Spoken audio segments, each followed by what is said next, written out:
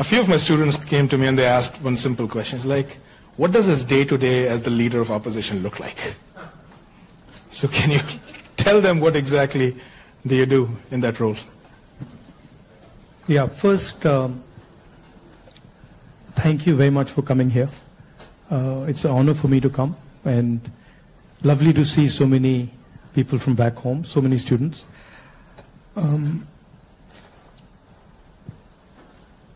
See, opposition, at its heart, is the voice of people. So, if you have parliament, of course, there's a whole sequence of events that go on, but what you're generally thinking about is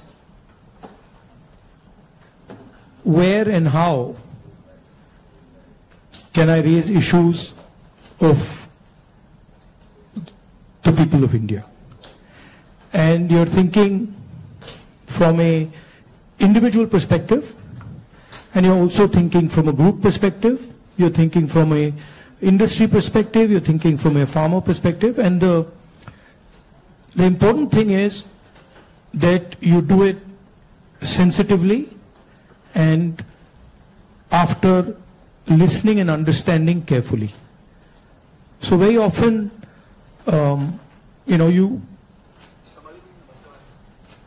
you see an issue in the beginning. When you're new to politics, you see an issue and you're like, oh, that's what the issue is. But when you go into a little bit of detail, you realize that there is nuance and complexity. So understanding that nuance and then planning your day according to that, that's how it generally works. Parliament, of course, you go there in the morning and then it's like a war. You go in and then you fight. It's a pleasant war. It's reasonably fun at times. It can get nasty also, but it's a war of ideas, war of words, and we are trying to put our point of view across, and the government is trying to suppress our point of view. So that's how that works. And then there are a lot of people who come and see you, different types of people, party people, business people, farmers, these type of delegations. So you're constantly listening to what they're saying. So you just mentioned that you look at issues in a certain way differently. Now, thinking about your career as a politician, the first time you got elected and this time, has there been a change in the way you look at these issues and your mind thinks differently about how to go about them? Quite differently. Now, I'm coming to the conclusion that listening is much more important than speaking, right? And listening doesn't just mean that I come there and I listen to you. That's not listening. That somebody you're talking to me and I'm looking at you and I'm hearing what you're saying, but I'm not listening. Listening is a completely different thing.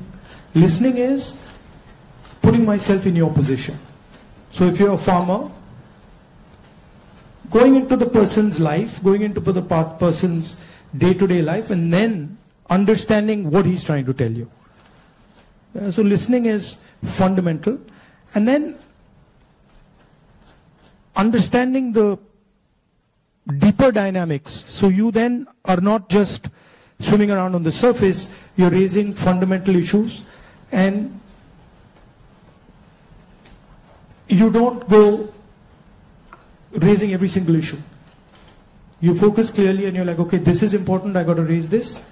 This is something important, I got to fight for this. This is something important, I got to fight. So you choose your battles much more carefully. I think you hit it on the head, that prioritization. So,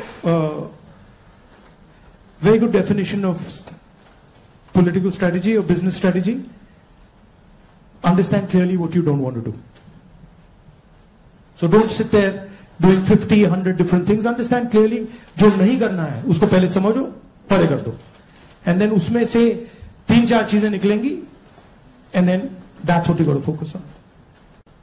the first question to ask is why were we walking 4,000 kilometers? Right? You know, it's what created the need for us to do this? And the reason is that all avenues of communication in India were shut. Every single avenue, no matter what we did, it was all shut. We spoke in Parliament, that's not televised. We go to the media, they don't pick up what we say. We even go with documents to the legal system, nothing happens. So, all our avenues were shut. And for a long time, we literally couldn't understand how to communicate. And then suddenly we hit upon the idea कि भाई अगर media आपको लोगों के पास नहीं ले जा रहा, इंस्टीट्यूशनल सिस्टम आपको लोगों के पास नहीं ले जा रहा, तो फिर डायरेक्टली चले जाओ. And then what better way to go directly than to literally go walking across the country? And so that's what we did. And I must tell you, in the beginning itself, I had a little bit of a knee problem. So 3-4 days into it, I was like, "Ye kya kar diya?" I was like, you know, because you get up in the morning, I go running, and so you get up in the morning and you say, "Okay, I'm going to go run 10 kilometers," and they're like, "ठीक है." And then you get up in the morning and you say, "I've got to walk 4,000." It's a completely different paradigm, you know. So there was moments of that, okay, this is quite a big thing. But it went surprisingly easy. It was not difficult at all.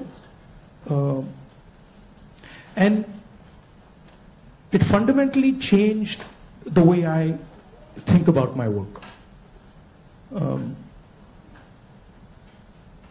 I would say that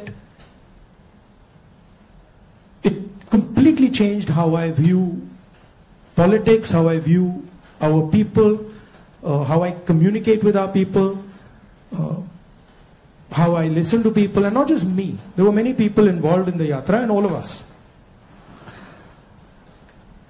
And to me, the most powerful thing that happened organically, on its own, we didn't actually do it, it just happened, was that we introduced,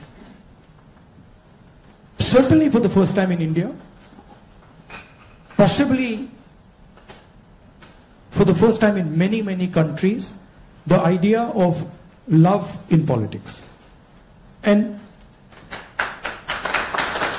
this seems strange, you know, it's a strange thing because you look at the political discourse in most countries and you will never find the word love in that discourse. It just doesn't exist anywhere. You'll find hatred, you'll find anger, you'll find unfairness, you'll find corruption, you'll find all these words.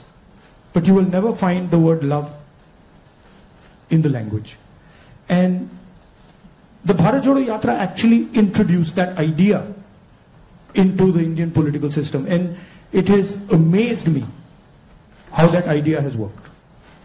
Do you know what Devta means in the term Devta? Do you know what it means?